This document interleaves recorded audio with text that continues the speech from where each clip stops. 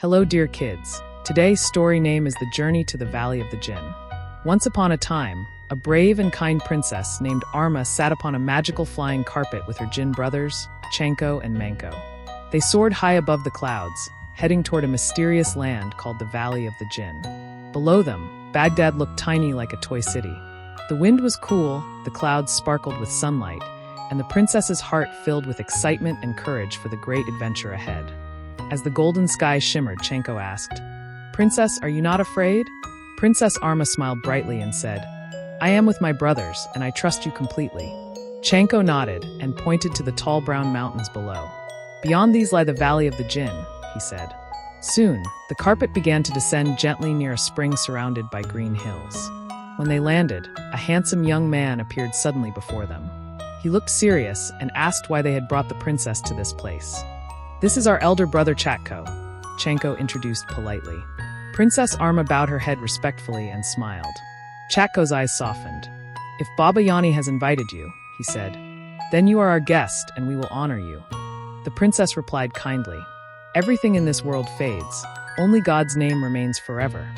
Chatko was impressed by her wisdom and said, "You speak beautifully, princess." Then he added, "First meet Baba Yani. After that, we shall host you." The princess thanked him warmly, and the group continued walking through the quiet, magical valley. The valley was filled with waterfalls, streams, and emerald green trees, yet strangely no one was visible. "Why are the houses empty?" the princess asked curiously. Chanko explained, "Everyone has been asked to stay inside to ensure your comfort." Ahead stood a shining white house where Baba Yani, the wise elder Jinn, lived. They entered quietly. Inside, Baba Yani sat calmly with a prayer rosary in his hand. His beard was silver white and his face glowed with kindness. Princess Arma bowed and touched his feet respectfully. Baba Yani smiled kindly and said, "Welcome, my child. You are just as I imagined. From today, you are our daughter." The princess sat beside him humbly. Baba Yani blessed her and said, "We have heard of your prayers and generosity. These bring light to both human and Jinn hearts." Then he told Chanko, "If she ever faces trouble, she must rub the ring you gave her, and you shall appear." The princess thanked him gratefully, and he smiled. "Live long, my child. May peace be upon you always." When they stepped outside, Chatko stood waiting. "How was your meeting with Baba Yani?" he asked. "It was wonderful," said the princess. Chatko smiled slyly and said, "Then let me show you my home." Chanko and Manko looked uneasy, but the princess agreed politely. Inside Chatko's house, everything was cold and white like snow. The moment she sat on the bed, she began to sink into it. Frightened, she closed her eyes and recited holy verses. At once, the spell broke, and she was safe again. Chatko stood smiling as if nothing had happened. "What a lovely bed," the princess said calmly and stood to leave. Outside, Chanko and Manko were waiting anxiously. "Did our brother play tricks?" Manko asked. The princess smiled softly. "No, he was polite." They walked together through the valley. Manko said proudly, "We have beautiful gardens and waterfalls here too." The princess nodded. "Your world is truly amazing." The brothers were happy that she appreciated their home and continued showing her the wonders of their valley. As they walked, the princess noticed how quiet everything was. "Why do your people live in deserted places?" she asked. Manko replied, "It is God's command that Jinn dwell where humans do not." The princess listened thoughtfully as they passed through green meadows, fruit trees, and sparkling waterfalls. Suddenly, Manko whispered, "Sister, tell us truthfully, did Brother Chatko misbehave?" The princess smiled kindly. "He is mischievous, but he fears Baba Yani." Just then, Chatko appeared and asked, "Princess, when will you accept my invitation?"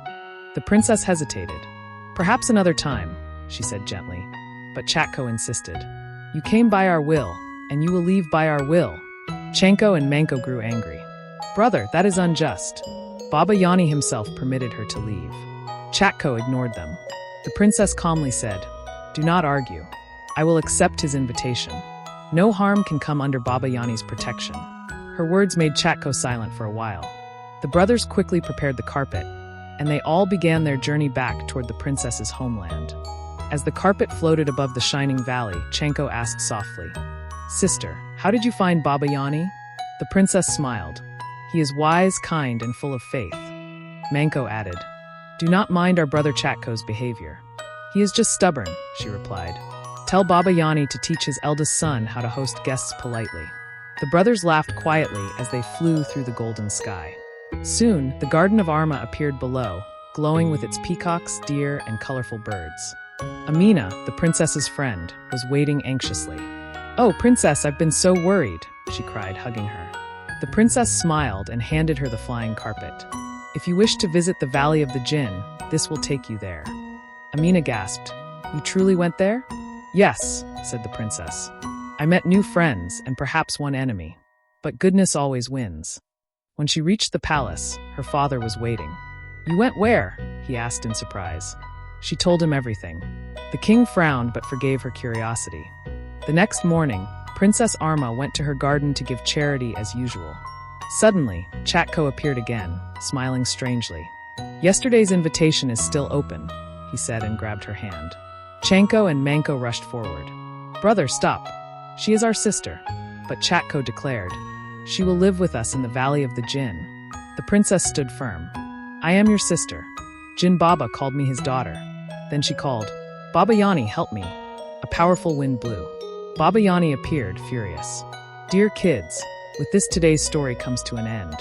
Very soon, we will be back with a new and interesting story. Bye-bye. Thanks for watching, kids. Don't forget to like, share and subscribe to my channel for more fun and exciting videos of stories. See you next time. Bye-bye.